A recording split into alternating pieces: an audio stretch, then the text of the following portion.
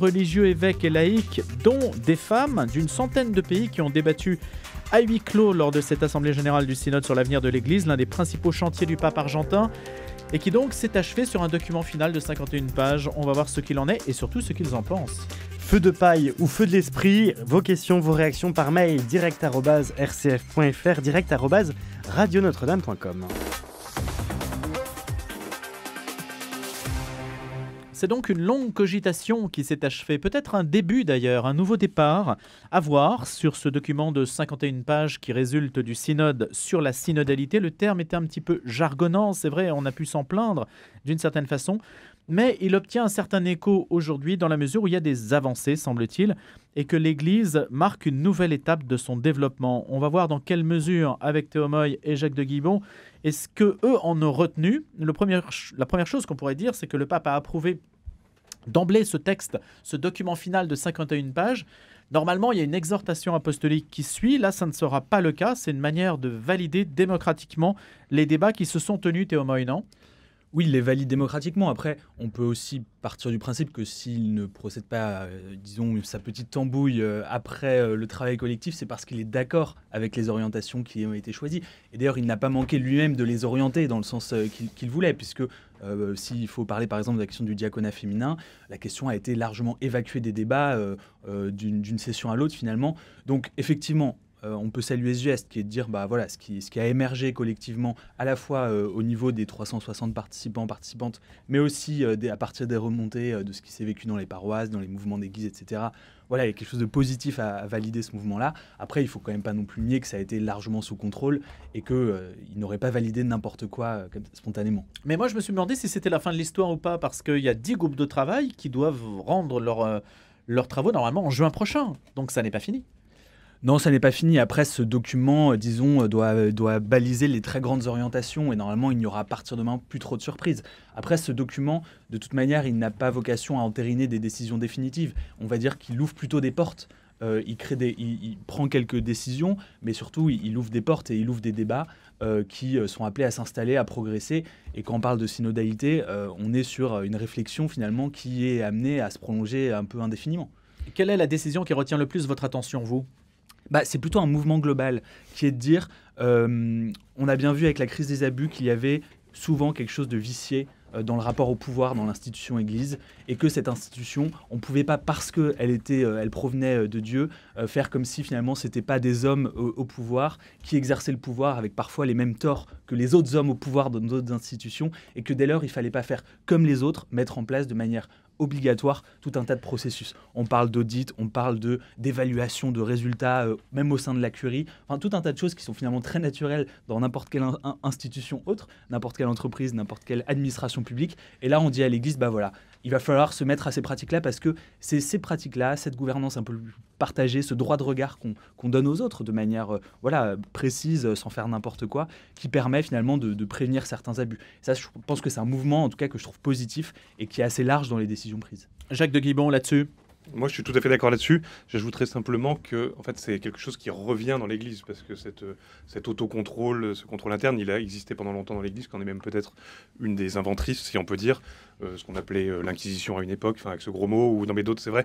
On allait chercher toujours les visites apostoliques, tous les ordres, toutes les communautés étaient normalement contrôlées, en fait, donc c'est quelque chose qui a existé longtemps. Il y a déjà un savoir-faire. Qui a un petit peu disparu au milieu du XXe siècle. C'est pas Vatican II, mais c'est à peu près à la même époque, en fait. Et donc, ce qui a donné tous les abus qu'on a connus aujourd'hui. Donc, c'est un peu un oubli de l'Église qu'on vient recombler encore à nouveau. Et je pense que c'est une très bonne chose et que cette structure hiérarchique fantasmée de l'Église qu'on a un peu de l'extérieur, fait qu'elle soit remise en cause, je pense que c'est une bonne chose, en fait. Enfin, la hiérarchie dans le mauvais sens du terme, c'est-à-dire d'un pouvoir centralisé, écrasant, et qu'on ne pourrait pas contester, ne serait-ce que sur les rapports humains, la manière de traiter les hommes, les femmes, les faibles, etc. Enfin, c'est là-dessus que le pape François a beaucoup insisté, je pense, et a raison. Est-ce une institution patriarcale ? Non, parce que... Faites patriarcal... référence aux propos de sœur Nathalie Bécard, sans doute qu'on a fait Notamment, à 8h10. mais Ça dépend. Après, Oui. le terme patriarcal est un vaste sujet. C'est patriarcal dans le sens où c'est Dieu C'est le Père qui est connecté. notre Père à tous, mais Jésus se fait notre frère et notre ami. Donc en fait, il fait redescendre la chose.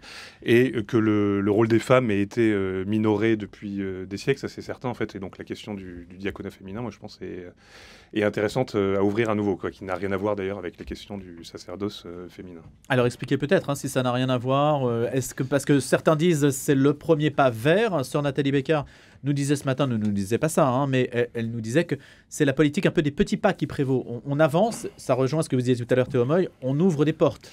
Alors, Ça peut être un problème en fait, ça peut frustrer certaines personnes qui pensent que c'est des petits pas et qui poussent même leur idéologie ou leur volonté à l'intérieur de l'Église pour aller jusqu'à des femmes ordonnées prêtres. Moi je pense que ça me paraît impossible dans la structure de l'Église telle qu'elle est, de mon point de vue de catholique fidèle aujourd'hui. En revanche, le diaconat qui a été institué non pas directement par Jésus mais par les apôtres, comme on le sait dans les Actes des Apôtres ensuite, pour aider les prêtres et les évêques, me paraît pour être ouvert aux femmes évidemment, tel qu'il a été d'ailleurs, semble-t-il, dans les premiers siècles, et tel qu'il a été longtemps. En fait, aujourd'hui, dans l'Église catholique, on pense le diacre comme le pré-prêtre, donc c'est-à-dire celui qui va devenir le prêtre ensuite, mais à l'origine, c'est un rôle et une fonction précis qui peuvent tout à fait avoir leur autonomie et leur indépendance, et qui peuvent tout à fait, dans ce sens-là, être ouverts aux femmes, en fait, dans la dispensation de certains sacrements les plus simples, quoi. Théo Moy, le diaconat féminin. Oui, en fait, je pense qu'on ira naturellement vers le diaconat féminin parce qu'il n'y a pas d'argument théologique profond qui s'y oppose. Ce qui est tout à fait différent pour le cas de la prêtrise. Ça n'empêche pas que par ailleurs se débastienne, mais je pense que c'est utopique de penser qu'il est d'actualité, et notamment parce que... Il faut pallier les deux. Je pense que les deux ne sont pas liés, et si vous voulez, cette mécanique des petits pas, si elle est sûrement légitime comme prisme d'analyse quand on parle d'une administration classique d'un État, par exemple, dans l'Église catholique, il y a des dogmes, il y a des choses beaucoup plus profondes, si vous voulez, qui empêchent certaines avancées de manière complètement radicale. Et donc, avoir peur du diaconat féminin parce que ça mènerait à la prêtrise des femmes, ça me semble être complètement... témoigner d'une inconnaissance de l'Église et de ce sur quoi elle appuie ses décisions. Et inversement, croire que le diaconat féminin va amener à la prêtrise féminine est aussi une erreur, je pense, inverse et en miroir, quoi. Pourtant, dans Vatican II, quand on remet l'importance des diacres, c'est dans la logique du sacrement de l'ordre. C'est dans cette logique du diacre, prêtre, évêque. Peut-être, je ne vois pas dans quel texte de Vatican II vous avez lu ça, parce que pour moi, c'est plutôt justement une réaffirmation du diacre en tant que... En tout cas, ce que disent les En opposants. tant qu'autonome, et justement, depuis au moins le Concile de Trente, etc., le diacre était seulement une étape vers la prêtrise de manière mécanique. Et j'ai l'impression que Vatican II, c'est plutôt une réinstauration de ce rôle de diacre comme assistant, diacre voulant dire d'ailleurs le serviteur, celui qui assiste en fait, plutôt celui qui assiste le prêtre et qui revient à ce qui était dans l'Église originelle, en fait, ce rôle de diacre, qui est plus le rôle de Marthe par rapport à Marie, si on veut faire une image évangélique. En fait, je trouve que ce statut de diacre et peut-être bientôt de diaconesse, il est intéressant parce que il est exactement, c'est la réponse sûrement appropriée à ce que l'Église est en train de se dire, c'est-à-dire il faut que des choses naissent de la base. Et en fait, ce qu'on observe dans la base, c'est que dans les églises, il y a des laïcs, des hommes, des femmes, qui prennent leur charge plus que d'autres, qui décident de s'investir plus que d'autres, qui vont passer des journées entières au service de la communauté. Et donner à ces personnes une reconnaissance institutionnelle, une place réelle, et pas uniquement une place qui relève de... En fait, il y a des femmes dans les communautés catholiques qui ont une place importante, qui ont aussi une autorité naturelle. Et en fait, cette autorité naturelle même, elle doit s'accompagner d'un statut. Parce que le statut, il permet aussi de cadrer les choses, finalement. Et c'est une reconnaissance légitime à un travail souvent caché et souvent méconnu. Parmi les 155 paragraphes du document adopté à la majorité des 2/3, celui consacré aux femmes est d'ailleurs celui ayant rencontré le plus d'objections. 97 votes contre et 258 pour. La décision sur le diaconat n'est pas mûre, avait lui-même prévenu le cardinal argentin Victor Manuel Fernandez, homme fort de la doctrine du Saint-Siège, ainsi qu'il est présenté. Ça veut dire que ce n'est pas encore mûr, tout à fait.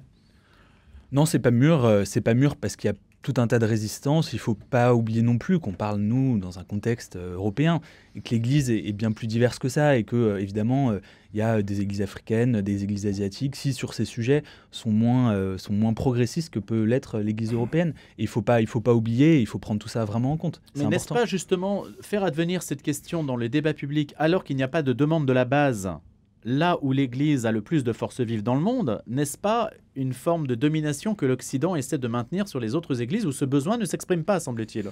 Oui, mais alors Jacques de Guibon. ce serait une domination inversée, parce que c'est une domination qui veut aller chercher les dominés que sont les femmes pour Les dominés dans les mettre. Et moi, je cultures partage du pas Sud. ce mépris continentaliste de Théomoï Delacroix, en fait, et je pense que les autres continents sont aussi capables d'admettre cette chose-là, en fait, et surtout l'Afrique ne brille pas aujourd'hui, je pense, non plus par la structuration de ses prêtres, de son église. Enfin, elle est elle-même confrontée à beaucoup de problèmes qu'on connaît, qui ne sont pas les mêmes qu'ici, mais enfin, qui existent aussi. Donc je pense qu'elle a aussi besoin de cette remise en question du rôle.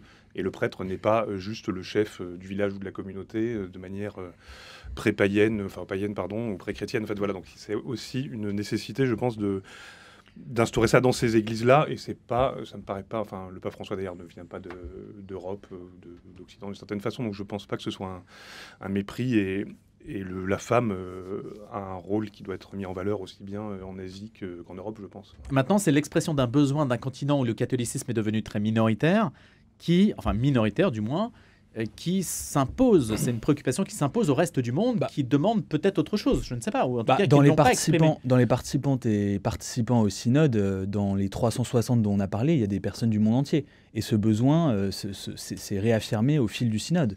Et ça a été l'objet d'une lutte interne à cette grande équipe de 360 personnes qui ont travaillé, une équipe représentative, et ça, ils y ont vraiment veillé, du monde entier. Donc je pense que c'est quand même réducteur de dire que ce besoin ne serait que l'expression d'une minorité progressiste européenne.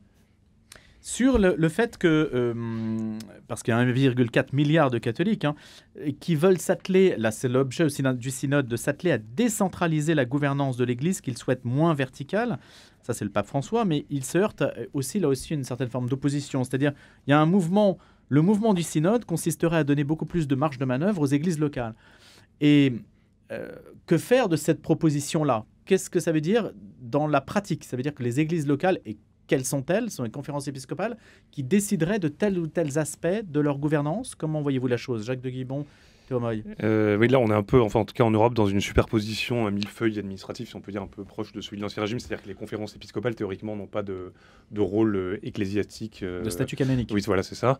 Mais a priori, le synode veut leur en donner. Donc dans ce cas-là, ça veut dire supprimer les anciennes provinces qui sont dessous. Pourquoi pas, mais ça demande une réorganisation totale. Et il ne faut pas qu'on aille dans ce qu'on fait en France dès qu'on veut décentraliser, par exemple, c'est-à-dire rajouter une nouvelle couche, en fait, sans supprimer les anciennes.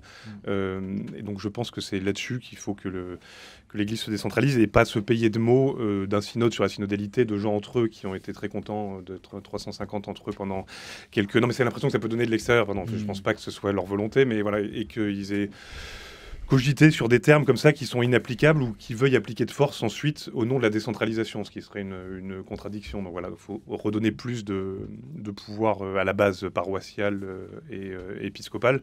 Il faut que ça se fasse réellement et non pas de force. Tout à fait, et je pense qu'il y a quand même là-dedans une intuition qui me paraît très importante, c'est l'idée que l'Église est inspirée localement, et l'Église peut aussi s'adapter localement. On a vu, ils ont aussi beaucoup poussé à travers cette idée de décentralisation la question des synodes diocésains ou nationaux, en disant que ce serait bien d'en avoir régulièrement sur des sujets qui remontent de la base justement des problématiques locales, et l'idée que l'Église, voilà, même si tout en étant universelle, elle doit s'adapter, et je pense que l'exemple du synode sur l'Amazonie en est quand même un exemple frappant, de voir qu'en fait, pour qu'elle soit fidèle à elle-même, l'Église doit parfois être différente, diverse, ici ou là, et donner nationalement ou au niveau du diocèse ce pouvoir-là. Je trouve que c'est une idée intéressante et plutôt prophétique. Alors, si je reviens si je boucle avec les femmes, est-ce qu'on peut imaginer que dans certaines régions du monde, on accepte le diaconat féminin et on aille éventuellement plus loin, et où dans ce cas, et que d'autres restent en retrait et n'acceptent pas de pareilles innovations? Qu'est-ce que vous en pensez? Est-ce que l'unité de l'Église en pâtirait? Non, parce qu'on connaît déjà, vis-à-vis des églises orientales catholiques, des différences de statut, notamment pour l'ordination des hommes mariés, qui existent traditionnellement. Donc je pense que ça ne mettrait pas en péril, de mon point de vue, en tout cas la structure de l'Église et sa structure épiscopale et presbytérale. Donc c'est tout à fait admissible, à mon avis, à condition que ça se limite au diaconat féminin tel qu'on l'entend là dans la dispensation de certains sacrements et la manière de prêcher. Après, je rebondir sur cette histoire d'églises nationales, il faut faire attention à ce on ne sombre pas dans un des périls justement des églises orientales telles qu'on les connaît, c'est-à-dire que ces églises deviennent des jouets des pouvoirs en place en fait, et ne soient plus simplement que des églises nationales. Mais je ne pense pas que ce soit ce que veuille la Croix. Il y a une forme, en tout cas, si on vous écoute, il y a une forme d'élasticité de l'institution, malgré tout, si on la considère comme pyramidale. Si on résume un peu ce que l'on a dit, c'est qu'il peut y avoir tout à fait des innovations en fonction des cultures, sans mettre en péril l'unité du corps central. Et ni sombrer, comme vous l'avez dit à l'instant, dans une forme d'enfermement, par exemple pour les églises orthodoxes, liées au pouvoir politique. Tout à fait, mais alors je pense quand même qu'il faut y mettre certaines limites. Moi, par exemple, sur le diaconat féminin, honnêtement, je ne serais pas favorable à ce qu'on l'ouvre à certains endroits pour le refuser à d'autres, simplement parce que si, de toute façon, ça ne pourra advenir que si on aura un jour une diaconesse quelque part dans le monde, que si le Vatican l'a accepté. Et l'accepter pour certains et le refuser pour certaines et le refuser à d'autres, ce serait cruel sûrement pour les autres qui se projetteraient sûrement dans cette vocation, ce statut, et à qui on le refuserait. Je pense que pour le coup, il vaut mieux dire non à toutes si on n'est pas prêt à l'assumer universellement. Il y a certains sujets qui sont tellement importants qu'on ne peut pas le déléguer et que si on le soutient quelque part, il faut le soutenir partout. Alors la question, c'est justement qu'est-ce que vous laissez à la discrétion du pouvoir local et qu'est-ce que vous ne laissez pas à sa discrétion ? Ça, c'est tout le défi. C'est très vaste, mais je pense qu'il y aura un autre synode sur la question. Non, mais ce que je disais au début, c'est-à-dire ce synode est une déclaration d'intention. Enfin, des déclarations d'intention, c'est une sorte d'ouverture du chemin qui va vers quelque part. Et il y a assez peu de décisions précises et qui doivent être exécutées, qui sont dans le document final que je sache. En fait, c'est un esprit que va insuffler le pape et qui demande du travail encore. Dans le document final, on parle d'un synode œcuménique sur l'évangélisation, l'œcuménisme qui est au cœur, on en parlait avec Sœur Nathalie Bécard, au cœur de ce synode. Ça aussi, c'est peut-être une avancée synodale. Sœur Nathalie Bécard disait qu'elle avait tissé en peu de temps, en un mois, des relations avec des responsables d'autres religions comme jamais elle n'en avait abordé. Théo Moy. Oui, je trouve ça beau et important que ce sujet advienne. Il y a plusieurs sujets en fait qui ont, en plus de ces sujets de gouvernance, de synodalité, qui se sont imposés, parfois un peu de la volonté même de François et parfois aussi un peu spontanément. Il y a des très beaux passages sur la question de la place des personnes handicapées dans l'Église, de manière un peu inattendue parce qu'on en avait peu parlé avant. Enfin voilà, il y a des choses qui nous interpellent. Il y a eu des discussions très intéressantes sur la création d'un ministère de la prédication. Je pense que c'est un sujet très intéressant de dire, finalement, est-ce que des laïcs, des personnes compétentes, des théologiennes, des théologiens, des personnes très investies, des personnes qui lisent énormément, ne pourraient pas faire de la prédication. Voilà, je trouve qu'il y a tout un tas de portes qui s'ouvrent et ça serait intéressant de les débattre. Y compris pendant la messe ? Tout à fait. La question a été débattue, elle a été refusée finalement, ça n'a pas été voté, mais c'est la question qui a été ouverte. Ouais, tout à fait. Nous sommes avec Jacques de Guibon, rédacteur en chef de Première Nouvelle, éditeur aux éditions de la 11e heure, Théo Moy, journaliste au quotidien La Croix. Le débat du jour se poursuit, vous pouvez réagir par mail direct@rcf.fr et direct@radionotre-dame.com. Et après les informations, Louis Dauphren, on évoquera rapidement. On ira au Maroc avec Emmanuel Macron qui s'y rend aujourd'hui. Eh bien, Emmanuel Macron au Maroc jusqu'à la fin jusqu'au milieu de la semaine, d'ailleurs, jusqu'à mercredi, je crois. C'est donc au menu de la suite du débat du jour. Vous écoutez RCF et Radio Notre-Dame.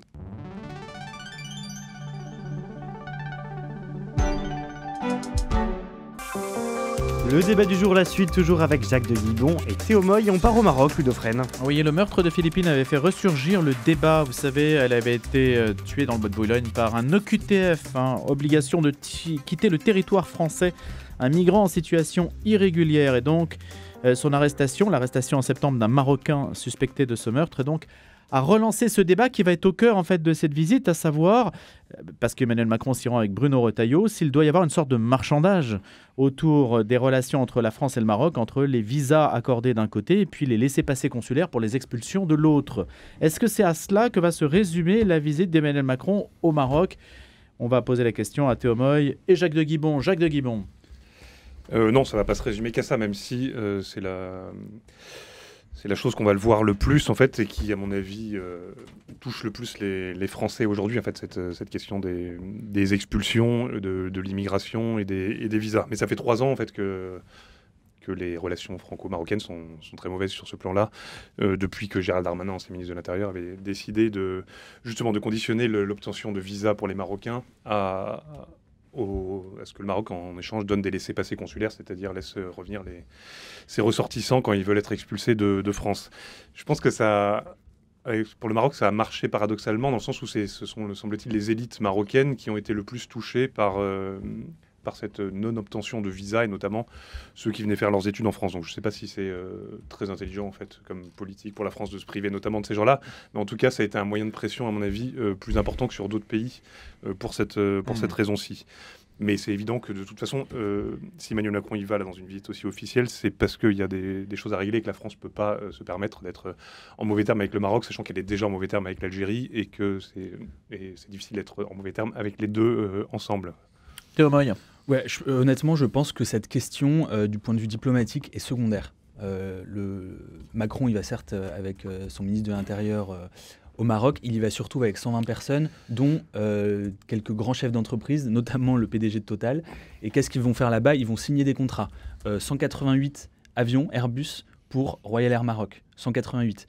Des TGV pour le prolongement de la ligne grande vitesse marocaine. Un contrat à plus d'1 milliard pour Engie. 2 sous-marins dont on espère récupérer le contrat aux Allemands. Donc en fait, si vous voulez, on va faire des affaires, et on va faire des affaires grâce à une lettre que Macron a envoyée le 30 juillet au roi du Maroc, Mohamed VI, pour ses 25 ans de règne, une lettre dans laquelle Emmanuel Macron reconnaît finalement la marocanité du Sahara occidental. Donc, il faut rappeler, le Sahara occidental, c'est ce territoire qualifié de non autonome par les Nations Unies, sur lequel le Maroc prétend avoir une autorité et une légitimité que soit une partie du Maroc finalement. La France, historiquement, n'est pas alignée avec la position marocaine, et là, elle s'est alignée pour pouvoir faire des affaires et récupérer ce contrat. Je pense que c'est vraiment, finalement, cette visite vient couronner cet effort diplomatique, et à mon sens, il y a quand même une inquiétude à avoir sur, finalement, ces décisions qu'on prend uniquement pour faire des affaires. La question migratoire paraît donc secondaire. Pour moi, elle est secondaire, et je pense qu'elle va être traitée comme telle, parce que finalement, aucun des deux acteurs n'a intérêt à passer beaucoup de temps sur cette question. Pour Emmanuel Macron, je pense que la question est assez secondaire, même si elle revêt un intérêt, mais au niveau du contexte national français, pour le président et son ministre, je pense que dans la relation bilatérale avec le Maroc, c'est pas la question prioritaire. Je n'ai pas vérifié le nombre de visites faites par un chef d'État qui se déroulait en présence de son ministre de l'Intérieur. Moi non plus. Je n'ai pas comptabilisé, non, mais je ça trouve fait longtemps qu'il y a un chef d'État qui n'y est pas allé officiellement. En plus, Ouais, ça fait plus de 10 ans qu'un chef d'État français n'a pas été invité à une visite aussi importante. Mais je pense que si, quand on se déplace souvent dans les pays de forte immigration vers la France, il y a souvent le ministre de l'Intérieur qui accompagne, en fait. Je pense Donc pas c'est que quand ce même soit une exception. c'est quand même un signe envoyé, même si c'est, semble-t-il, un aspect qui sera tout à fait secondaire au regard des milliards qu'il y a en jeu. Oui, mais ces milliards, en fait, c'est quand même, tout ça, ça entraîne un effet en chaîne. C'est-à-dire que pour pouvoir vendre des choses au Maroc, il faut donc reconnaître cette marocanité, comme vous l'avez dit. Donc se fâcher avec l'Algérie, qui est l'autre protagoniste du Sahara occidental, qui revendique la souveraineté dessus. Donc ça entraîne aussi des problèmes de visa et de retour de ressortissants vers l'Algérie. Enfin, et nos relations avec l'Algérie sont très mauvaises, encore pire qu'avec le Maroc depuis des années. Ça n'a pas l'air de s'arranger non plus. Donc en fait, quand on donne à l'un, on sait qu'on va se fâcher avec l'autre. Donc c'est pas uniquement vendre des choses. Ça met en cause aussi toutes les relations diplomatiques de la France avec le bassin méditerranéen ouest. La France a décidé que le marché marocain était plus intéressant pour elle que le marché algérien. Elle avait quelques billes dans le marché algérien. Finalement, on a estimé que c'était assez peu rentable, donc on se replace sur le Maroc. Ce qui, à mon sens, c'est une erreur, parce que précisément, ce qui se passe autour du Sahara occidental entre les deux pays peut un jour générer un conflit. On sait que les relations sont exécrables entre l'Algérie et le Maroc. Et le jour où il y aura un conflit, la France ne se met plus en position de pouvoir jouer l'arbitre. Position qu'elle aurait pu occuper historiquement. Et là, justement, pour faire des affaires avec le Maroc, on décide de ne plus finalement avoir une forme de neutralité, ou en tout cas d'entretenir des bonnes relations avec les deux pays. On prend le parti pour l'un. Je pense qu'en termes stratégiques, c'est une mauvaise solution, parce que la France n'aurait évidemment pas intérêt à un conflit fratricide entre l'Algérie et le Maroc. Théo, vous dites que Emmanuel Macron aurait pu être sympathique et avec le Maroc et avec l'Algérie. Dans les faits, il s'est fâché avec les deux. Pourquoi était-il prêt à se fâcher avec les deux ? Honnêtement, j'en sais rien. Il y a des enfin, disons qu'à chaque fois il y a un contexte précis, etc. Et puis il a aussi pâti. Honnêtement, les sorties des ministres de l'Intérieur français sur l'immigration, les OQTF contre les visas accordés aux Marocains ou aux Algériens, je pense pas que c'était. C'est la faute de ses ministres. Je pense pas que c'était forcément venu de l'Élysée, et je pense qu'il a pu les regretter parce que c'était pas forcément dans ses intérêts. On sait aussi qu'il y a des ministres, notamment dans des gouvernements comme celui qu'on a actuellement, où finalement tout le monde n'est pas sous la même étiquette et on vient de sensibilités diverses, il y a une fois quand même une latitude laissée au ministre. Mais c'est pas ce gouvernement qui s'est mis à dos l'Algérie et le Maroc, c'est les précédents. Non, mais c'était Gérald Darmanin qui n'était pas non plus un candidat, un ministre en marche. Donc, si vous voulez, le problème se pose à nouveau. Entre l'Algérie et le Maroc, on est obligé de faire un choix. Moi, je pense pas, mais à la décharge d'Emmanuel Macron, il y a une pression internationale pour reconnaître la marocanité du Sahara occidental. C'est les États-Unis qui l'ont reconnu, l'Espagne, qui est le voisin immédiat du Maroc, l'Allemagne aussi, et souvent en échange au fait de la reconnaissance des relations, d'établissement de relations entre le Maroc et Israël. Donc en fait, c'est un jeu à plusieurs bandes. Donc la France était un peu obligée de se positionner là-dessus, soit par pression, soit par concurrence, simplement en fait pour ne pas laisser échapper des marchés encore une fois, ou pour pas perdre son influence. Pourquoi Israël vient faire quelque chose là-dedans? Peut-être faut expliquer en un mot. Pardon, oui, non, parce que le Maroc a reconnu, établi, je ne sais plus quel est exactement le terme il y a quelques années, des relations avec Israël en reconnaissant sa légitimité comme État, ce qui est assez rare pour un pays dit arabe en fait. Et donc, le Maroc l'a fait aussi parce qu'il voulait pouvoir s'ouvrir des marchés nouveaux, avoir des nouvelles alliances. Donc, en fait, il a été payé de retour, en l'occurrence, notamment par les États-Unis, ce qui pousse la France forcément à devoir prendre position là-dessus. Cette diplomatie des affaires, c'est une diplomatie finalement rationnelle, pragmatique. Bah oui, mais moi je la regrette un peu, elle n'est pas exactement dans la tradition française. Le non-alignement, enfin je veux dire, il y a quand même toute une tradition diplomatique française qui elle est un peu contre cette réelle politique, de dire bah non, il y a des principes, l'autodétermination des peuples. La position officielle des Nations Unies sur le Sahara occidental, c'est de dire il faut un référendum d'autodétermination. Voilà, moi personnellement, je trouve que c'est plutôt ça. Après, je comprends bien que quand des milliards sont en jeu, on se pose deux fois la question. C'est vrai que sur le Maroc et l'Algérie, cette question Israël est importante. Les Algériens, eux, sont très proches des Palestiniens, pardon. Il y a vraiment un lien historique et cette question cristallise aussi le conflit entre le Maroc et l'Algérie. Et d'ailleurs, en parlant d'Israël, il y a un autre phénomène, c'est l'application qu'avait installée les services marocains sur les téléphones de responsables politiques français permettant de suivre leurs discussions. J'ai oublié le nom de l'application. Pegasus, ça va me revenir. Et en fait, le Maroc a utilisé cette application israélienne contre des téléphones de protagonistes français et de personnalités publiques françaises, qui a pu aussi c'était effectivement un des derniers épisodes de la brouille entre le Maroc et la France. Mais voilà, quand les affaires sont là, on efface rapidement les motifs précédents de dispute. Le Maroc est classé comme un pays sûr. Hein. En tout cas, chaque fois sur la carte, il est en vert par rapport à d'autres qui sont travaillés de manière plus active par l'islamisme. Mais est-ce que c'est un classement de faveur ou est-ce un classement qui correspond à la réalité de la société marocaine? Comment essayer de savoir? C'est difficile à dire. Je pense qu'ils ont la chance d'avoir une société mieux organisée d'un point de vue politique et social que d'autres pays du Maghreb, notamment l'Algérie, qui a vécu ces 10 ans de guerre fratricide contre l'islamisme dans les années 90. Ils sont très fiers de leur roi qui instaure en échange des institutions plutôt stables et on va dire aussi une surveillance peut-être plus généralisée de la population, ce qui n'est pas forcément merveilleux, mais en tout cas qui permet de cibler les islamistes et de réduire leur influence jusqu'à présent en fait. Je pense que ça c'est véridique pour l'instant. Mais est-ce qu'on est plus libre par exemple d'être chrétien au Maroc qu'en Algérie? Non. Parce que ça, non, dans la loi même c'est moins, un marqueur, je pense. quand même. Mais dans la loi, vous pouvez pas être chrétien au Maroc. Enfin, vous pouvez être chrétien si vous êtes étranger, mais pas si vous êtes marocain. Vous pouvez être seulement juif ou musulman en tant que marocain. En Algérie, théoriquement, vous avez le droit d'être chrétien, mais dans les faits, en fait, la répression est plus forte aujourd'hui en Algérie qu'elle l'est au Maroc, notamment vis-à-vis des communautés immigrées d'Afrique noire qui se trouvent dans ces deux pays-là, qui, je pense, vivent mieux pour l'instant au Maroc qu'en Algérie. Il y a aussi beaucoup de retraités français au Maroc. Je pense que ça compte aussi beaucoup. On parlait de l'opportunité politique que ça pouvait représenter pour le gouvernement. Il y a beaucoup de retraités qui sont installés au Maroc avec tout un tas de questions, qu'elles soient d'ordre fiscal, qu'elles soient d'ordre économique même, parce que c'est des gens qui ne consomment pas en France. Est-ce que ça peut aussi être une raison pour laquelle on a besoin d'aller au Maroc ?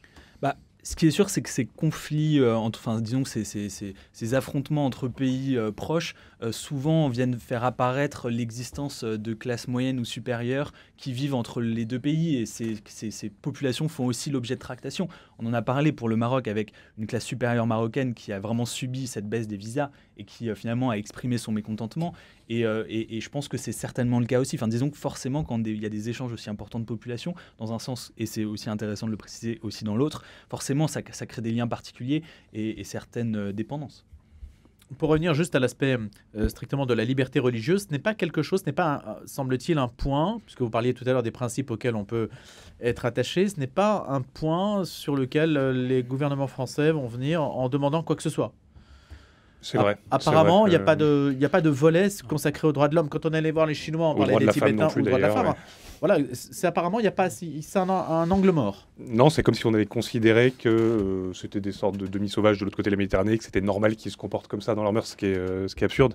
Mais c'est vrai que le gouvernement français fait peu en tout cas on l'entend peu, officiellement, peu de récrimination là-dessus, sur le statut justement des chrétiens, des femmes, des minorités en général, quoi. Enfin, même si les femmes ne sont pas des minorités, mais en tout cas des dominés. Et ça fait très peu partie de la diplomatie française vis-à-vis de ces pays, parce que nous-mêmes, on a sans doute... mauvaise conscience à cause de la colonisation, etc. Je suppose que c'est ça qui joue. Et qu'on ne veut pas diviser ou créer des frictions sur un point qu'on aura du mal à bouger ou obtenir quoi que ce soit. Oui, C'est difficile. il y a quand même un aspect culturel qui est assez prédominant, et la question se pose avec le Maroc, elle se pose quand même avec encore plus d'acuité en ce qui concerne les pays du Golfe. Enfin, là, je pense que c'est quand même d'un autre niveau encore en termes d'éloignement culturel par rapport à l'Occident. Maintenant, la patrie des droits de l'homme en soi aurait une responsabilité immense à porter ce genre de sujet. Tout à fait. Qu'on attend davantage peut-être de la part de la France que d'autres pays, même si la position moralisatrice est compliquée à tenir. Non, mais ce serait très bien qu'on la tienne, oui, ça serait enfin une forme de colonisation intelligente, si j'ose dire. Nous sommes avec Jacques de Guibon, rédacteur en chef de Première Nouvelle, éditeur aux éditions de la 11e heure, Théo Moy, journaliste au quotidien La Croix. Et à la fin de la semaine aura lieu la Toussaint. Et oui, la Toussaint, la fête de tous les saints, comme on dit. Alors c'est vrai que comme on est un petit peu tôt, c'est vrai, pour en parler, mais on s'est dit on va faire le choix de se poser une question ce matin. Comment sortir la Toussaint des cimetières ? Parce que finalement, c'est le 2 novembre, le jour des morts. C'est pas du tout la Toussaint. Et il y a une sorte d'habitude ou de paresse qui consiste à aligner les deux. Alors certes, les deux sont liés, mais n'ont pas du tout le même sens. Peut-être peut-on le rappeler ce matin, Jacques de Guibon ? Oui, il y a quand même un lien entre les deux, c'est qu'il s'agit de célébrer des gens qui sont morts, en fait, de se souvenir de gens qui sont morts. Mais les saints, c'est totalement opposé, et c'est assez merveilleux, en fait, de se dire qu'on va fêter, ou célébrer des gens qui sont déjà sauvés, en fait. Et qui sont toujours vivants, donc. Et qui sont toujours vivants, qui sont à nouveau vivants, en fait, dans la vraie vie. Et c'est assez merveilleux, je pense qu'on n'y pense pas assez, en fait, de se dire que dans notre foi catholique, il y a déjà des êtres humains qui sont morts et qui sont déjà sauvés, qui sont déjà auprès du ciel, et que c'est pas uniquement un royaume qui va venir dans très longtemps, en fait. Voilà. Théo Moy. Peut-être que l'erreur historique, ça a été de mettre le jour férié, le jour de la Toussaint, et pas le jour des morts, parce que naturellement, les populations se sont habituées à aller fleurir les cimetières le jour où on leur donnait le temps de le faire, c'est-à-dire le jour férié qui est le 1er novembre. C'est peut-être là qu'est l'erreur. Effectivement, on aurait tout intérêt à redonner à la Toussaint son sens, et non plus effectivement, de la confondre avec le lendemain, parce que je trouve que effectivement, cette question de la sainteté, elle manque parfois à l'Église, et vraiment, je pense qu'on peut faire le lien avec le synode, c'est-à-dire on discute statut, qu'est-ce qu'on dit, à qui on donne des droits, à qui on n'en donne pas, et on oublie un peu ce statut commun aux baptisés, c'est-à-dire cette aspiration à la sainteté, et finalement au dépassement. Voilà.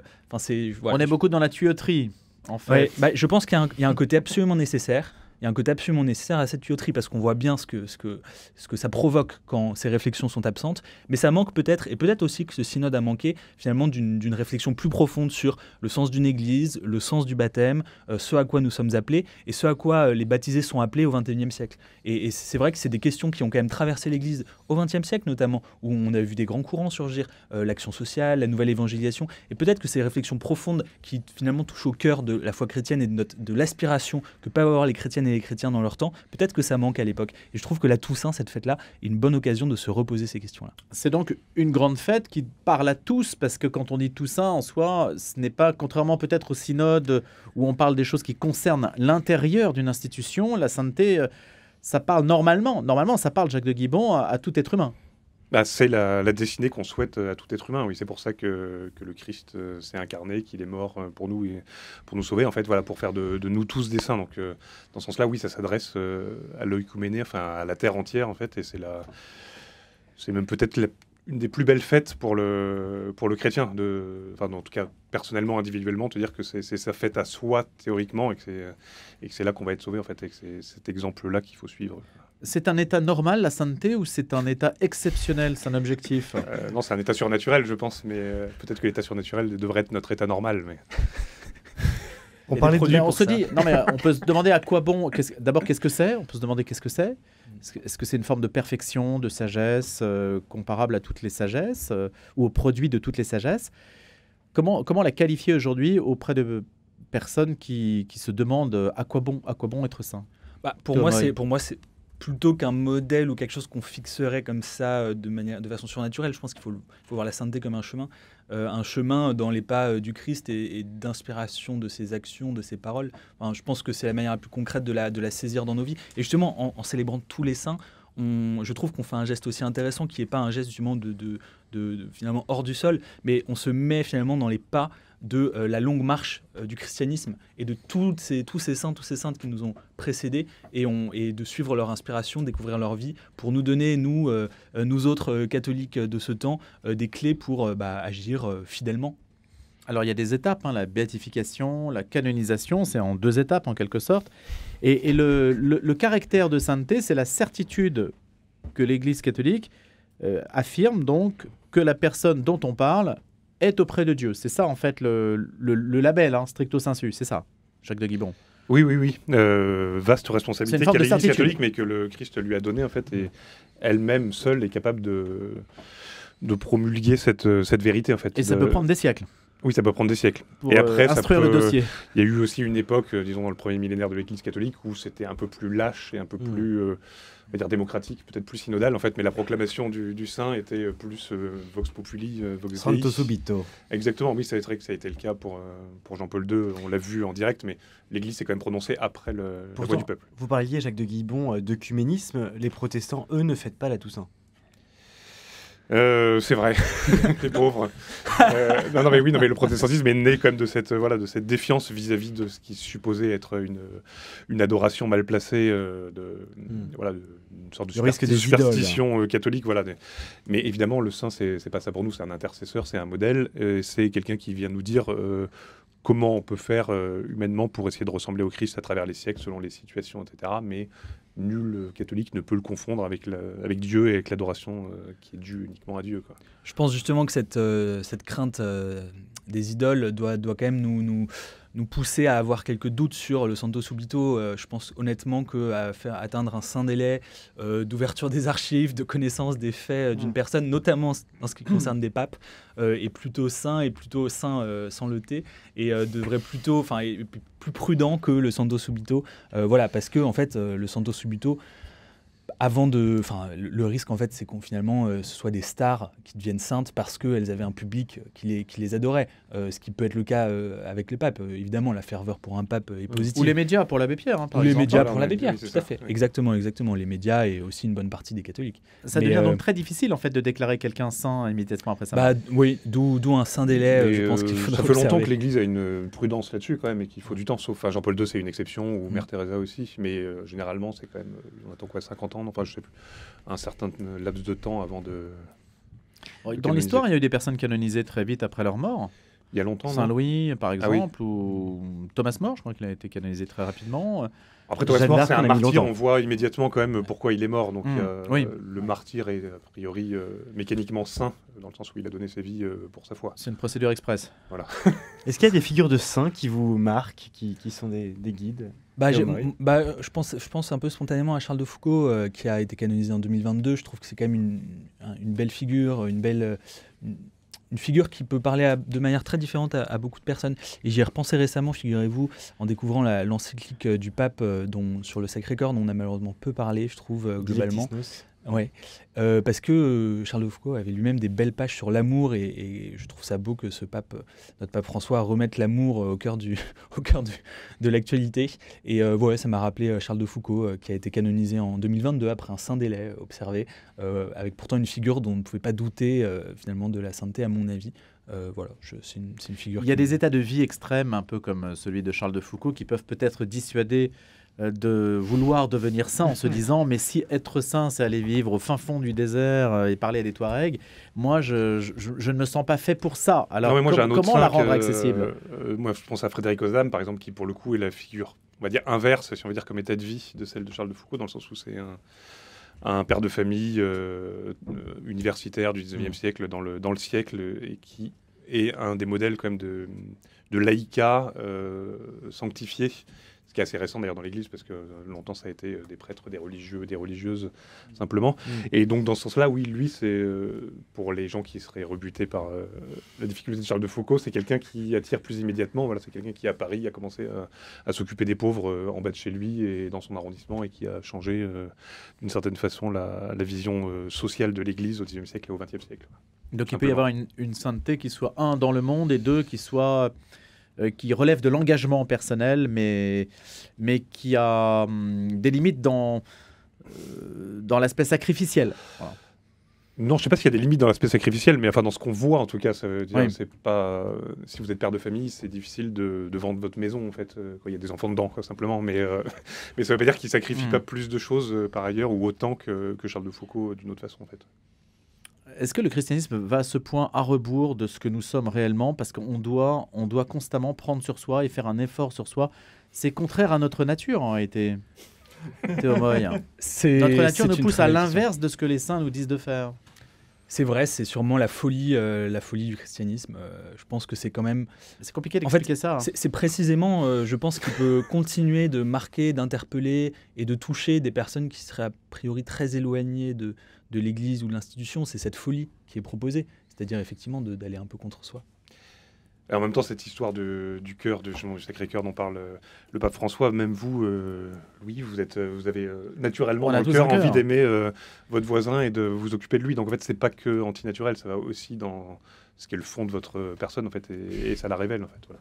Pourquoi y a-t-il un... Alors si c'est notre nature, alors si considérons que notre nature nous incite quand même à aller vers de bonnes choses, aujourd'hui, si on voit le succès des spiritualités, on fera d'ailleurs une émission sur les nouvelles spiritualités, il y a un attrait pour des formes de spiritualité qui ne sont pas hébergées par l'Église catholique, parce qu'on estime que, enfin, du moins certaines personnes estiment que une structure d'oppression rend difficilement compatible l'épanouissement personnel qui est perçue comme donc cette structure d'oppression comme étant contraire à notre destinée, à ce que nous devons faire sur cette terre. Mais alors ces gens-là vont chercher d'autres structures d'oppression.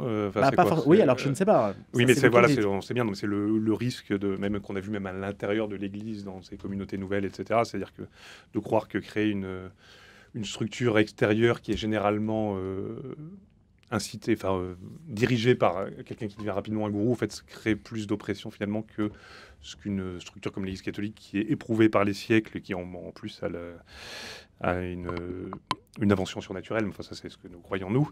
Il y a moins de chances en fait de se faire écraser dans l'Église catholique et d'être dominé que dans une secte inventée avant-hier par mon frère, quoi. Enfin, je sais pas, n'importe qui. Oui, je pense quand même que l'Église, à tous ses niveaux, doit se sentir interpellée par ces aspirations spirituelles qui émergent, qui donnent de la voix et qui ne trouvent pas de réponse dans le christianisme. Il faut quand même se demander pourquoi, qu'est-ce qu'on rate là? Parce que précisément sur ces questions de spiritualité, sur ces questions aussi de dérives spirituelles potentielles, on a une expertise dans l'Église catholique. C'est-à-dire qu'on connaît ces sujets, on sait y répondre et on sait proposer des chemins d'épanouissement. On doit quand même se sentir interpellé, et évidemment on voit pourquoi, et ça rejoint toutes les discussions qu'on a pu avoir sur le synode, etc. Mais quand même, je trouve que ce sujet est interpellant, et c'est peut-être là aussi que l'Église devrait se poser des questions plus profondes sur ce qu'elle a à proposer. Parce que maintenant, on réforme l'intérieur, mais on se demande peu c'est quoi l'Église au XXIe siècle, comment on va aller rencontrer faire du marketing, les femmes et les hommes. C'est pas du marketing. C'est là où l'encyclique du pape arrive à point nommé, je trouve, en fait, en parlant de l'amour du Sacré-Cœur. En fait, il vient comme un contrepoint à ce synode qui pourrait paraître justement trop administratif, technocratique et trop naturel. Enfin, voilà. Et là, c'est vraiment, il propose un chemin de vie surnaturelle. L'encyclique Dilexit Nos, il nous a aimés. Eh bien, vous avez cité Pierre-Hugues, pardon. Étienne, c'était la semaine dernière. Oui, c'était la semaine dernière. J'hybride, voyez-vous. Exactement. La perfection n'est pas de ce monde, pour s'en dire. Mais être saint, est-ce être parfait? C'est ça la question. Jésus dit « Soyez parfaits comme votre Père du ciel est parfait ». C'est quand même à ça qu'on est appelé. Eh bien, vous étiez parfait ce matin. Jacques Duguidon, rédacteur en chef de Première Nouvelle. On les remercie. Et éditeur aux éditions de la 11e heure. Théo Moy, journaliste au quotidien La Croix. Très rapidement, Théo, dans les pages à vif de ce lundi... Oh pardon, je vous ai fait une colle, il faut aller acheter en kiosque, aller la regarder. il faut aller au kiosque acheter la croix. S'il y a dans les pages à vif de ce lundi un entretien absolument passionnant sur l'intelligence artificielle, l'espèce de fait que les médias en fassent des caisses et des caisses sur ce sujet sans toujours saisir en fait ce dont il est question. Il s'appelle Irénée Regnault, je vous conseille cet entretien passionnant. Et je vais aller taper sur ChatGPT comment devenir sain. Ah, On fait ça. Eh bien on fait ça. Et on ChatGPT envoie le est-il résultat. parfait? Ah bah très bien, on en reparle cette semaine. Merci beaucoup Louis Dauphren, merci beaucoup Jacques et Théo pour ce débat du jour. Un grand merci à Pierre-Henri Paget qui depuis 6h30 était derrière les manettes pour la réalisation de cette matinale.